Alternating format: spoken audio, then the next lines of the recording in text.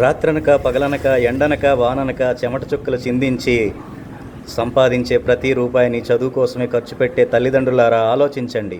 రూపాయి ఖర్చు లేకుండా ప్రభుత్వ పాఠశాలలో చదివించి చక్కగా 10వ తరగతిలో 560 మార్కులు దాటించి తెచ్చుకున్న విద్యార్థులకు IIIT సీట్ వస్తుంది. అలాంటి IIITలో చదివినటువంటి చాలామంది విద్యార్థులు ఒక్కొక్కరు లక్షల్లో లక్షల్లో ప్యాకేజీకి క్యాంపస్ సెలక్షన్లో సెలెక్ట్ అయ్యారు. ఇది ఫ్రీగా ఇంటర్మీడియట్ ఇంజనీరింగ్ చదువుని అందిస్తూ ఆ క్యాంపస్లు చక్కగా తీర్చిదిద్దినటువంటి విద్యార్థుల ప్రతిభకు నిదర్శనం. మరి ఇలాంటి అవకాశాన్ని వదులుకోవడానికి మీరు సిద్ధంగా ఉన్నారా? లేదా ప్రభుత్వ పాఠశాలలో చదివించి ఇలాంటి అవకాశాన్ని అందిపుచ్చుకోవాలనుకుంటున్నారా? మీరే ఆలోచించండి.